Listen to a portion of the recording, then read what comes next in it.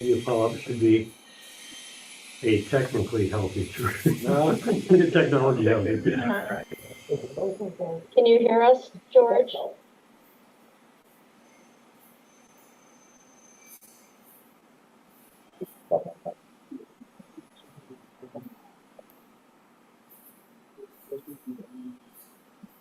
Wonder if this should be a paid position. It is. Okay. Well, he's still there because we can hear him bumming around, but. Yeah. George, you need to mute yourself. Mute myself. Okay, sorry about all the interruptions. No, that's I expected it. So emotional health, like physical health, exists continuum, right? It's not sick or well, and it's not that health is just the absence of disease. So we're just going to begin with some basics. Emotional health requires a positive self-concept. While all people are created in the image of God, particularly for Christian believers, we're told that we were created in part for God's fellowship, right? That God desires connection with us and relationship with us. Brene Brown tells us that we are hardwired for connection, which I think is definitely true. The desire for intimacy and closeness is about the image of God in us. Our dignity is rooted in the character of God. Stereotypic loner guy living in the woods with his gun and his dog, you know, they didn't start out that way. We all start out by being comforted by being close, by being held close, right? Staying away from people is about emotional damage, right? Fundamental to the notion of positive self-concept is trust. Healthy people generally trust both themselves and others. You likely remember from Psych 101 a few years back, the name Eric Erickson and the stages of development he came up with, the first being trust versus mistrust. The development of trust is crucial to the first year of life. If I cry because my pants are wet, or I'm hungry, or I need to be comforted or held, and somebody shows up regularly to take care of me, I learn that the world is a safe place, that my needs matter. And the faces of the people who delight in me and regularly show love to me, these people can be counted on, right? Trust is emotional bedrock for all of us. It is the oxygen of all human relationships. A relationship without trust is one without vulnerability and depth. It's one which is void of the kind of love that we were meant to give and receive. We need trustworthy people to build loving relationships with, but we also need to count on trust being broken, right? People will sometimes let us down. We need the inner stability to weather that storm and not write that person off, or maybe others in the process.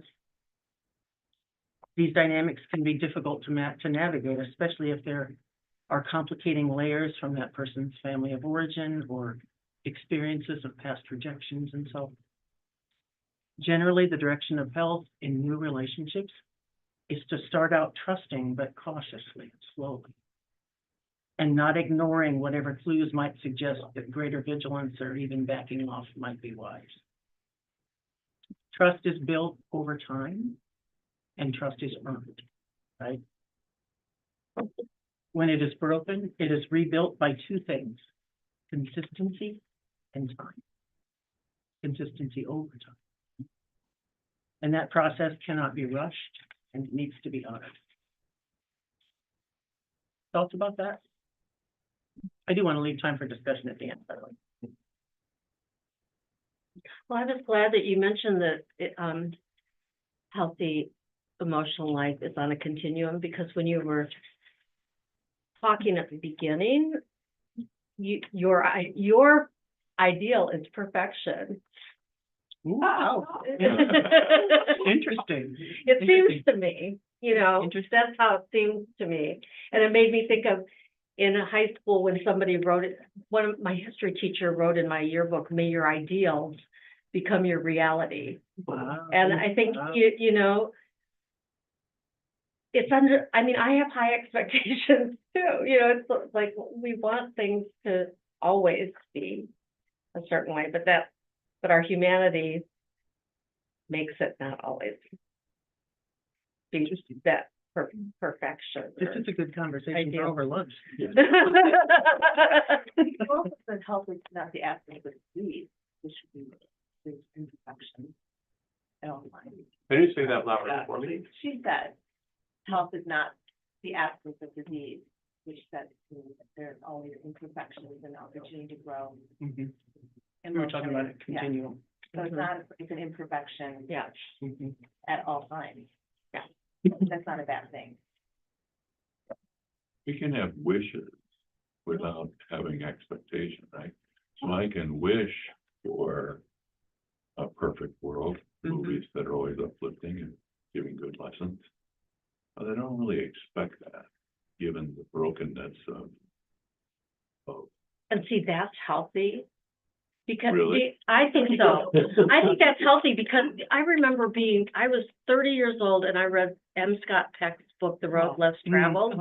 And the first sentence is, life is difficult. And that made me so mad. I'm like, but it shouldn't be, but I don't want it to be. But, you know, I was like fighting about it. But I think that that's really a good point, that you can wish that it were a certain way without having the expectation. He's gonna use a better word. Oh, wow. And I think I have this expectation of everything. David's father always said this little ditty. He'd say, he'd say, hope for the best. Oh, yeah. And prepare for the worst, and take whatever comes philosophically. He always said He it to said me so that many a times. gazillion times. Well, it's not a bad idea. Yeah, yeah. Just my choice, you were lucky that at age 30, you read that and you're like, this can't be true. I would have been like, I would just add the very difficult. That I hadn't experienced difficulty, it's just I didn't want it to be true. Yeah. I didn't, you know, my wish was that it wasn't true. Or somehow the difficulty you had should be like, we should get through that and get on to the easier reality. Yeah, right? yeah. And the thing about that little motto that I hated was expect the worst. You gotta go through life expecting the worst. Right. Yeah, that's a little negative. Yeah, yeah. I think it needs to be modified. Yeah. Yeah. Scott Beck also said, mental health is the commitment to reality at all. Right. Yeah, That was also in that book. that's where I live. Kind of the more philosophical, metaphysical thing that hit me in college was the idea that instead of like being or the substance of perfection of, you know, we're always trying to move to something that's either the completion point, and that causes anxiety and stress because we're not there. Kind of, that's when I was introduced to Heidegger, to the argument that being is becoming. You're moving toward, that is a proper state. That is, so you can move toward your ideals, and that is still a proper state to be in, rather than me looking, going like, I can't get over this thing. I don't know what these check boxes are, but I can't hit any of them. So living aspirationally. yeah, Sort of. because it's good to have vision, because that's something that I have just, Yeah. like, that's what I kind of struggled with Mhm. for a while in my job or who I was. It's like, I don't have any vision. Mm. So there was nothing for me to, no images for me to strive for. I didn't know where I was going. Well, maybe that's what I was thinking about as a younger person when I talked about needing models. Yeah. Somebody to embody a vision that I can work towards, you know, like live toward, you know, whatever. I think there's also an element that is the relationship with people, but then relationship with organizations or with groups of people, et cetera, and how healthy is that relationship? If they're navigating at least parallel and sometimes many other things that Yeah. may or may not be. No. Yeah. So. any other Fortunately, thoughts? churches are really perfect. So we have to just exclude that from the conversation. Yeah, we were talking about how perfect. That's tricky to me is the part where you trust, and you said something like, with, I don't know what your words were, they were very good, but it was like, you know, like, all the time kind of monitoring if this person is trustworthy. And I think that happens for me even with goals or ideals, is that and then the first part you said about how we get our human dignity from God, we get our connectedness from God. And it just is more like, well, if you're going with trying to live with God's ideals, and I don't know how this all intersects for me, but, I feel more compelled to, okay, I just got hit, but, this is on the way to a God ideal, so let's just take a few more slaps, because it's a calling, or it's a, and that's probably all that healthy, but it just seems like in terms of faith, I get, more and more, I'm not as confused as I used to be, but, I feel more compelled to go into the wrong rather than to say, this doesn't fit. And we were talking about this before class started, that we just moved churches in our Wisconsin town, small town, a lot of social anxiety over doing that. But just, it wasn't a place for us. And you know what I mean? But it's amazing when, we're in a new place now up there too. And it's like, wow, this feels healthy.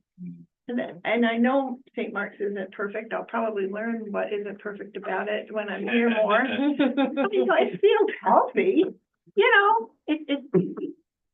that's all. When it gets into my faith in life, which is pretty much I'm trying to be in all parts, it gets confusing of how to maintain your emotional health and still understand that a lot of, even terms like sacrifice or, do you get what I'm trying to say about that? That it's like, no, just stay here and you be the model in this sad part.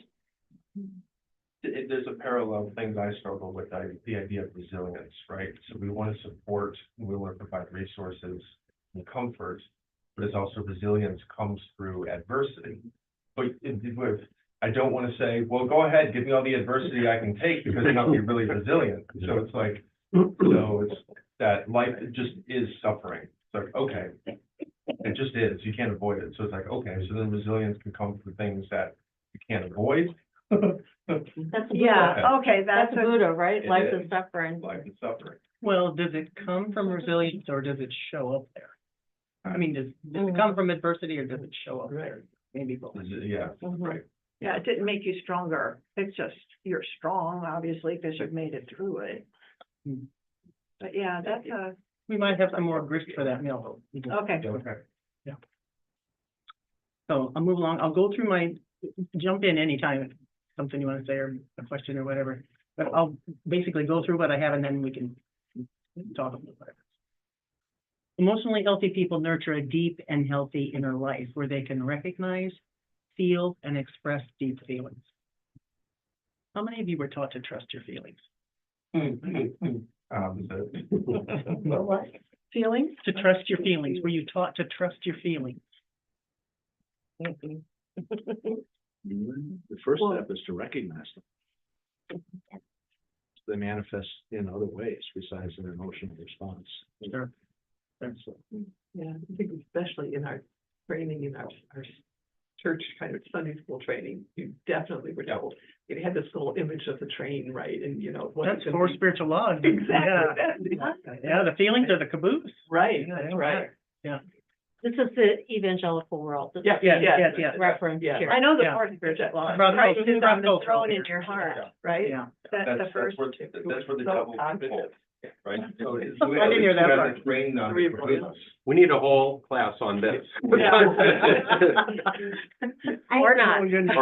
Or just so we know what it is. Right. So we can Avoid it. avoid it. Yeah. Well, I think the church, probably particularly the evangelical church, Yeah. still is afraid of feelings. For lots How of, many of us think our feelings, but don't feel as though Anybody here with us? I missed the last one. Feel as though no one hears us. So how many of us speak and we don't feel heard? Or we might scream or yell our feelings, but people just turn around and walk away. I think dealing with other people's feelings is very difficult. And so sometimes people do walk away or in a way because it's uncomfortable. I mean, I know just having gone through, losing my husband, when I get a little teary-eyed, I can feel that people are pulling away. It's uncomfortable. And I know that's not what they want to do or mean to do, but I think that there's a level of discomfort that we all experience when people have intense feelings in our midst. It's like, how do I have the right equipment to deal with this, and Don't cry, because and- if you cry, I feel like I should do something and I don't know what to do. Right, So right, Stop crying. yeah, Yeah. yeah. Mhm. Are you crying now? A little bit. Okay. No. Yeah, yesterday was David's birthday. Oh, okay. Well, we won't want to pull away. So you cry all you want. He's a good man. That's very good, man. Feelings are the deepest, truest parts of us, right? And they're core to intimate relationships. They are the necessary soil from which intimacy grows. Feelings are not under voluntary control, right? They just are. There's no such thing as a sinful feeling. They are not moral. Behavior is moral. And sometimes trying to figure out what to do in response to a particular feeling can involve morality, right? But not the feelings themselves, because all feelings are valid. They're clues about who we are and what's going on.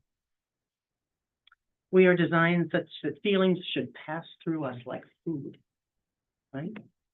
That we have a feeling, we work with it, we name it, we sit with it, we feel it, write about it maybe, talk about it with somebody, pray about it maybe, and process it such that it's ultimately gone from us because it's done its job.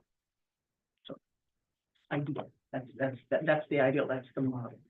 That feelings serve that sort of function in our lives. I'll be using By that. Can you say sometimes the feeling is gone? if it's processed, yes.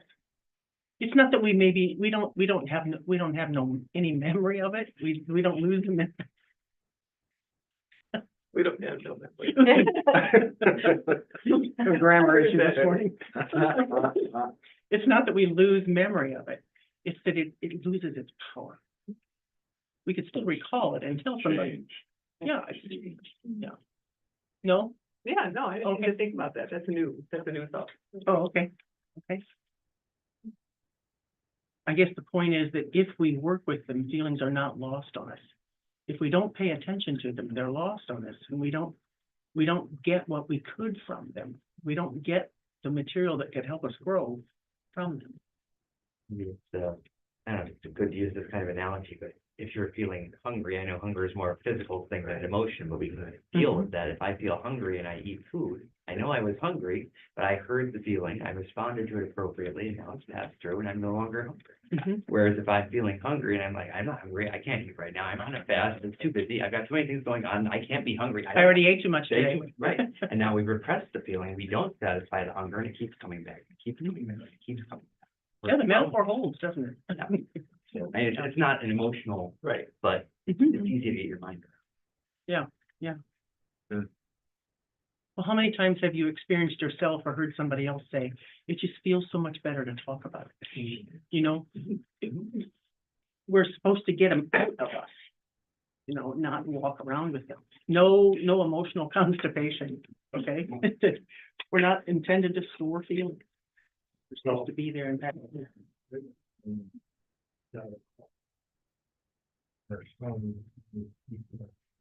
Can you please speak up? We got a call from our son, who we talked to, but,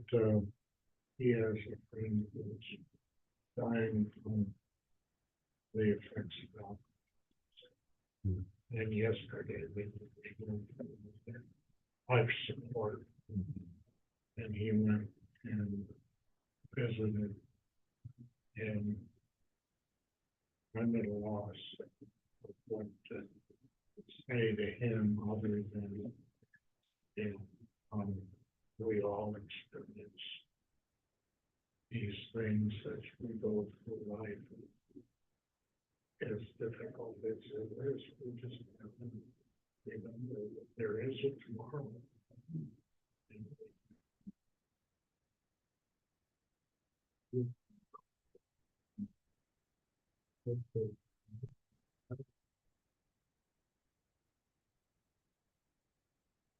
But you were saying that, we were supposed to process our feelings. Are you saying that that's a societal expectation? Is that a healthy thing or not? Or are you just saying that's what is that a good thing? or I'm not? suggesting it's a healthy thing. It is a healthy thing. Yeah. I think our society expects the opposite. To withhold them, The opposite. to hide them. Okay. Yeah. And I think that makes it hard to find, like, if talking it out with somebody, Mm-hmm, it makes it hard to find somebody mm-hmm, who will talk it out with you. mm-hmm. Therapy, really. Without taking responsibility, because that's part of the clash. Right, You say a feeling, the other person feels obliged to fix it. right, When really all you need to be is heard. That's Yeah. what you were saying, is that you want to express your feeling and know that you've been heard, not walk away from it, but be present Or get over in it. and Yeah. help you name your feeling. And then you can decide what to do with it. yeah. I think we're in such a solving kind of culture, we want to solve people's issues when they express a feeling rather than be there alongside them. And sometimes it's genuinely out of a need to care and out of caring, but sometimes it's just out of a need to tamp it down. Well, or to manage our own anxiety. Yeah. It's to manage your own anxiety. What is your feeling doing to me? How am I Exactly. feeling about your feeling? Yeah, exactly. Yeah.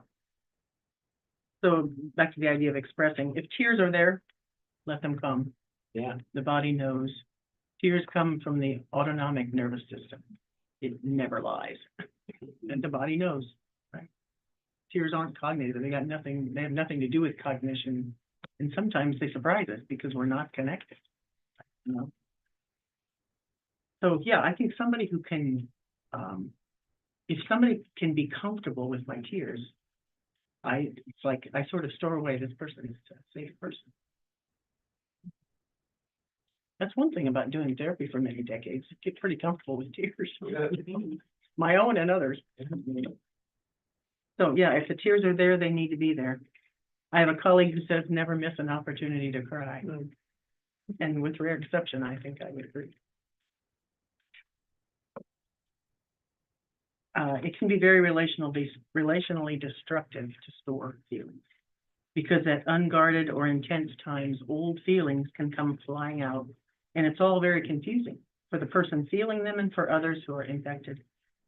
Pretty tough to sort out what feelings go with what person, circumstance, past woundings, when they're all stuffed away in the dark and they see the light of day only in Christ. That's prescription for a real mess. Ephesians 4:26 says, "Do not let the sun go down while you are still angry." In other words, keep short accounts, right? Take care of things as they come along. Also try to identify the feelings, name them. Having language for them is, of course, helpful in communicating about them. There are a couple of useful tools here. I put an acronym here, the SHET. Scared, angry, sad, happy, excited, tender. -A. Scared, angry, sad, happy, excited, tender. Most everything that we feel can fit under one of those umbrellas. So they're just useful labels, if you will, when you're trying to talk about what you're feeling. There's also another simpler one, 5, mad, sad, glad, fear, sex. It's easy to remember because the first 3 rhyme. Mad, sad, glad, fear, sexual feeling. So work with what's useful for you, but to name them. Emotionally healthy people can establish and maintain healthy relationships. They typically have strong networks of friends with an intentional few who are close, intimate friends. A rich inner life correlates with a rich relational life, but only with those who are willing to share themselves deeply, right? John Ortberg, who's a pastor from the Bay Area, or was, says, the hunger to be known cannot be satisfied with people who value image over honesty. Emotionally healthy people can establish and honor clear boundaries. Vicki, if you and I go to lunch, if we're relatively healthy people, we're going to talk about your life and my life, and maybe issues we're both concerned about or ideas. We're not going to build a pseudo intimacy between us by talking about person C out here, right? Agreeing about person C, right? It's seductive, really seductive, and it's a discipline to not do that. But I aspire to living that way, and I want to be with people who want to live.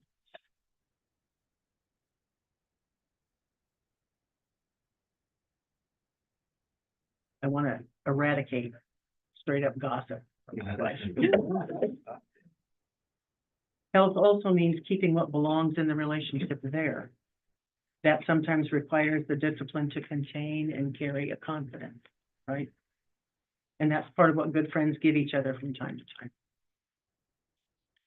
Emotionally healthy people do not try to control others.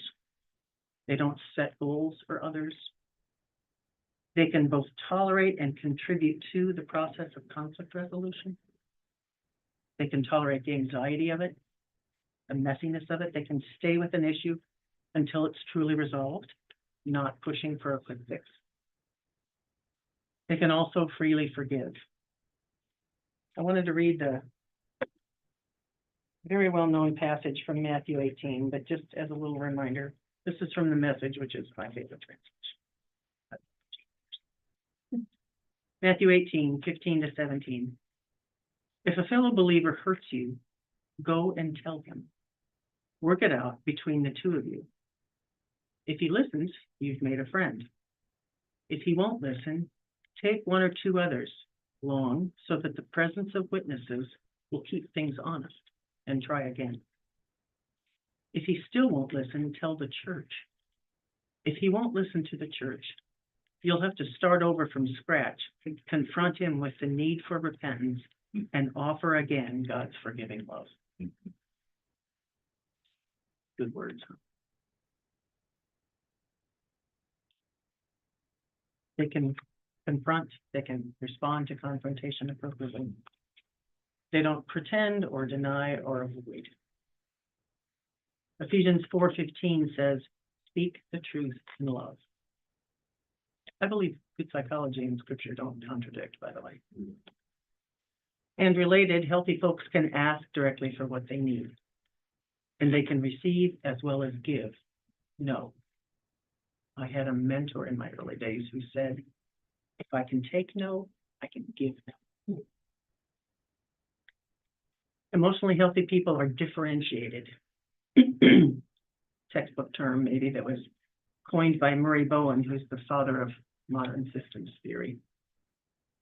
To be differentiated is to live faithful to your true self, to not be controlled by the way you were raised or reacting to it, but to have solidified how you want to be, how you want to live, what you want to prioritize, all of that. Family systems are the primary systems that form our emotional lives. We all know about systems theory, that we all live in different kinds of systems, whether it's this church or a committee or our families or a government or a school, whatever. I will go over this little drawing up here. Some of you may be familiar with this. This is a continuum about how the systems of and families relate to one another, okay? So the solid lines represent ego boundaries around an entity of people or an individual. The clarity around who we are, how we want to live, who we want to be, what we want to choose. The dotted lines represent the absence of that, okay? So if this extreme is enmeshed, okay, the solid line is around the entire system. The people in the individual are maybe not so clear about how their lives are going to be, so the system defines them. If you're stereotypic Italian family, you show up at mama's for spaghetti and gravy on Sunday, and it's gravy, not sauce, and real Italian. You show up for that, or you're not part of this family, right? And you show up for birthdays and holidays like they're prescribed, right? My big fat Greek wedding, yes, right? The emphasis is on the rules. And it's the rules that keep these people structured together, right? It's possible to do this, to come out here and try to do this, you know. Lots of therapists do that kind of work, right? The other extreme is disengaged. There's no real clarity anywhere. There's not structure anywhere. If you're my brother and somebody says, talk to your brother recently, I might forget how old your kids are or where you work, or there's not conflict between us because that would keep us tied, right? It's just kind of flat. There's just, I don't know what we talk about. You know, how's the weather there? Did you get rain this week? You know, whatever. There's not much going on to keep people, they can seem like they don't care about each other, you know? So obviously, a healthy family is in the center. This is where differentiated people typically come from. The clarity about who they are rests in the individuals. And the system itself, the boundaries around the system are fluid. People can come and go, right? If your family goes to Maui this Christmas, we'll miss you, but it doesn't mean we're afraid you're leaving us, you know? And if somebody's child in a dorm has a roommate that doesn't have anywhere to go for Thanksgiving, well, you know, we can absorb them. We don't have to, there's no threat to our system and our way of doing the holiday that says we can't absorb somebody else, you know? Because the relationships keep us close, not the roots, right? So is the equal and opposite of not, it's okay to bring somebody into the family, kind of a, and we won't use them as a buffer in between each other. You have a specific experience? Maybe. To encourage good behavior. That's how I've had it in. plan. Yeah, to encourage good behavior on all other parties.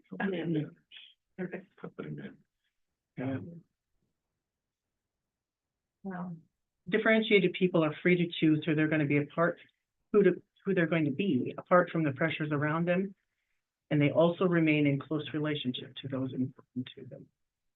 So it's not about being engulfed or abandoned. Either one. It's about figuring out how you want to relate to the people that you're closest to. Acknowledging that sometimes a cutoff could be necessary, but I think that's an extreme. And because they're directed from within, they have far less of a chance to be manipulated by others. They can readily smell a rat when they hear manipulative stuff like, "You are my only hope," or "If you really love me, you would," blah, blah, blah. Don't tell anybody, you know, that kind of thing. Emotionally healthy people are not complainers. They're not easily offended, and they typically adapt readily. They do not usually get caught in or feed off of drama. And they're usually good listeners because they truly value the other person. They can exercise courage and be the lone voice if standing for truth requires it. They may even be willing to create a crisis, for example, deciding to be a whistleblower. There's typically a strong resilience, which empowers them to get back up when they're knocked down. They walk around with an inner security, which frees them to cultivate a sense of adventure over security. An emotionally healthy person can be counted on to be the same person whenever you encounter him or her. There's consistency of character and stability of mood and an evenness that is not dependent on externals and the ups and downs of daily life. Not that they're never going to have a sad day or whatever, but that they are who they are wherever they are. And finally, I believe that emotional health includes for the Christian believer an acceptance that suffering is sometimes part of the call to a life of purpose. And this is, to my way of thinking, maybe part of the intersection of emotional maturity and spiritual maturity, which is maybe a topic for another time. So those are my thoughts to sort of feed our discussion. We've got some time. And you were talking, I think the word that kept coming to me was safety. Mm-hmm. That we're also drawn to safe spaces, which is kind of the opposite of what the repression that we can feel in other places, or the conformity, the demanding conformity. About what are those qualities of safety that allow us to feel safe, and very much the things that you're talking about. George, I think what David just said is part of what drew me here. Part of, I feel safe here. I feel like I could come to you and say what I felt, and even if it didn't reflect well on you, maybe. I mean, there's nothing there. I'm not getting Right, prepping. Let loose. You're gonna have a snowball here. I think I would trust that it would be.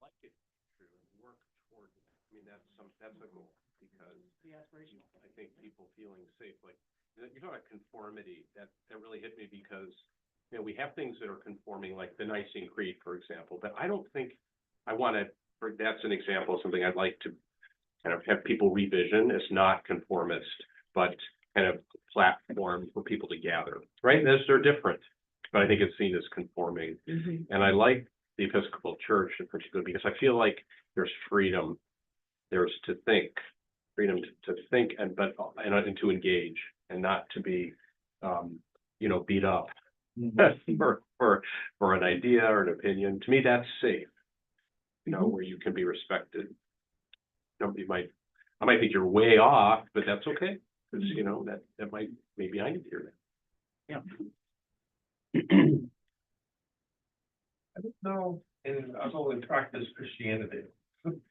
So I don't know why it seems to me it's easy for Christian families, whether they're family units or groups or churches, to almost think that the complete enmeshment of the individual, while within a hard boundary of like identity.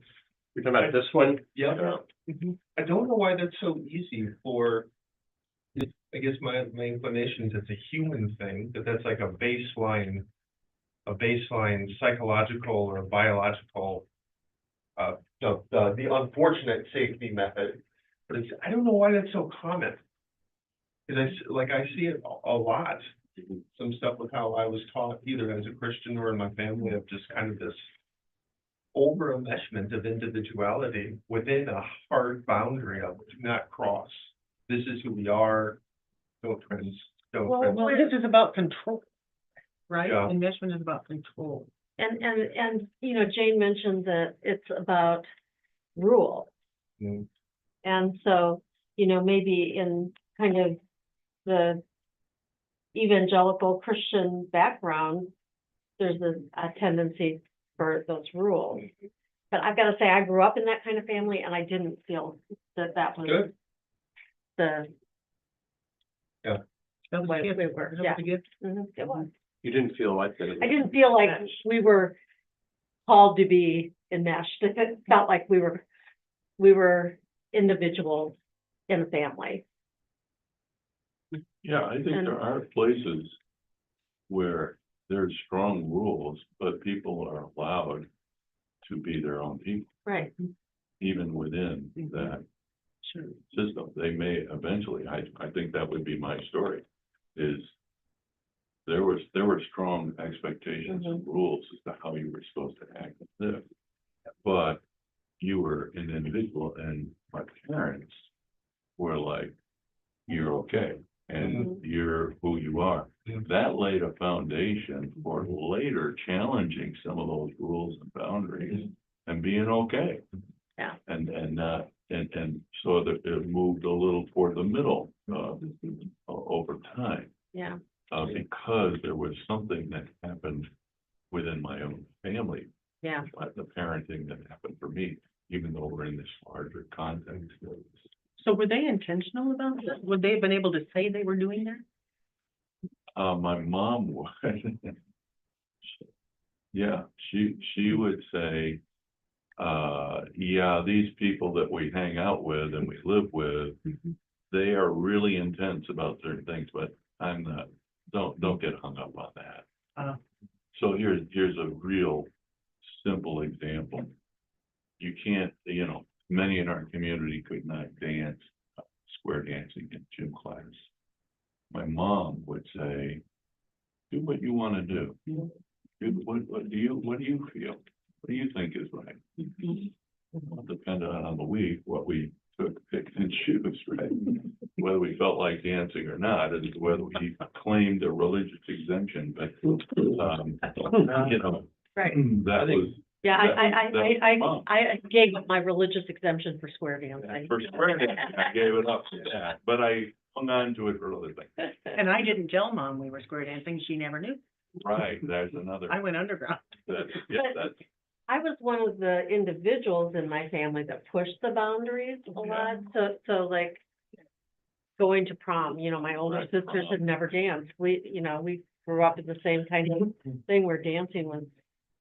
What is this Christian faith of no dancing? Oh, it's a lot of evangelical kinds of groups. So like, yeah. I'm just reminded from both of these examples, that this is a continuum. Yes. And so there's probably, even if you're gonna illustrate this one more point on the continuum, more of a solid external family boundary, but then solid internal, that's what, in the ego boundaries for individuals within it, but they're permeable. Right. But there is. So you're saying a solid circle with solid people? Yeah, there may be another point on this continuum, because the dissolution of those ego boundaries as you go to the right doesn't have to be replaced with a. So, exterior. Right. sorry, a little, but is this what you're saying? No, on the other direction, toward the right. But that's what. This isn't a thing, because these people aren't gonna tolerate it. Right. Well, that's Am I true. Well, no, that's what your example, Right. it sounded like your mother would be willing, if we have norms, we're gonna follow them, but maybe we can change them. If they're. no longer- Or you can change them. Or you can change them. Yeah. Your own You boundaries. follow your But see, that's allowing you to be an individual. Yeah, within- exactly. So it does allow, but I think it really is the center model. I think maybe we're missing that this is a layered thing. It's not just, you're an individual within a family unit, your family is a unit within a church, your church is a unit within a community, the community is a unit within a family. Right. So it's all the way down. It's just- Thank you. Yeah. Somewhere along the way, there Yeah. may be a rigid boundary, but Yeah. your particular family might have individuals who are strong with permeable boundaries, but you're in a rich faith community. Mhm. And that's maybe part of it. Yeah. But yeah, I don't know if we can do a rigid family and a rigid individual. I don't know. I didn't say rigid, Right. I said having a sense of identity Yeah. that's permeable.